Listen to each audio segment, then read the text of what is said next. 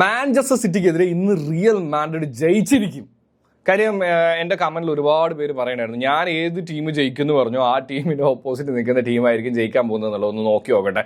ഇത് ചുമ്മാ തമാശയ്ക്ക് വേണ്ടി പറഞ്ഞു എന്നുള്ളത് മാത്രമേ ഉള്ളൂ. എന്തായാലും ഈ ഒരു മാച്ചിൻ്റെ പ്രഡിക്ഷനും കുറച്ച് മിത്തുകളുമാണ് സംസാരിക്കാനായിട്ട് പോകുന്നത്. സോ നമ്മുടെ കാര്യങ്ങളും പരിപാടികളൊക്കെ നിങ്ങൾക്ക് ഇഷ്ടപ്പെടുന്നുണ്ടെന്നുണ്ടെങ്കിൽ ഇൻസ്റ്റയിലാണെന്നുണ്ടെങ്കിൽ ഒന്ന് ഫോളോ ചെയ്യുക, യൂട്യൂബിലാണെന്നുണ്ടെങ്കിൽ സബ്സ്ക്രൈബ് ചെയ്യുക. കാര്യം ഇതിൻ്റെ ജീവിതമാർഗ്ഗമാണ്, നിങ്ങൾ സഹായിച്ചാലേ പറ്റുള്ളൂ എന്ന് ഓർമ്മിപ്പിക്കാറുണ്ടോ.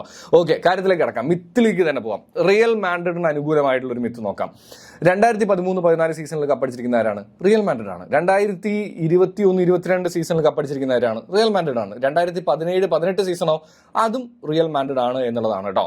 ഈ 3 വർഷങ്ങൾക്ക് ഒരു പ്രത്യേകതയുണ്ട്, വേൾഡ് കപ്പ് വന്നിട്ടുള്ള സീസണുകളാണ് എന്നുള്ളതാണ്. അതുപോലെ തന്നെ ഈ 2025-26 സീസൺ എന്ന് പറയുമ്പോഴും വേൾഡ് കപ്പ് വരുന്നൊരു സീസണാണ്. അപ്പോൾ ആർക്കാണ് അഡ്വാൻറ്റേജ്? യെസ്, അത് റയൽ മാഡ്രിഡ് ആണ് എന്നുള്ളതാണ് കേട്ടോ ഈ ഒരു തിയറി അനുസരിച്ച്.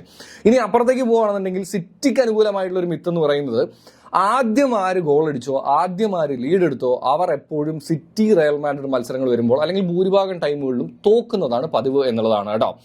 ആൻഡ് എസ്പെഷ്യലി സാന്റിയാഗോ ബെർണബിലാണ് പൊതുവേ ഒരു സെക്കൻഡ് ലെഗ് കാണാറുള്ളത്. ഇത് നേരെ തിരിച്ച് എത്തിയാദിലാണെന്നുണ്ടെങ്കിൽ റയൽ മാഡ്രിഡിന്റെ ചരിത്രം അത്ര അങ്ങോട്ട് നല്ലതുമല്ല. സോ ആ ഒരു മിത്തും തിയറിയും അനുസരിച്ച് നോക്കുകയാണെന്നുണ്ടെങ്കിൽ സിറ്റിക്ക് അനുകൂലമായിട്ടാണ് നിൽക്കുന്നത്. ഇത് മാത്രമല്ല, ഇനി ഒരുപാട് കാര്യങ്ങൾ ഇങ്ങനെ ഇൻസ്റ്റാഗ്രാമിലും അവിടെ ഇവിടെയൊക്കെ ആയിട്ട് ഓടിക്കൊണ്ടിരിക്കുന്നുണ്ട്.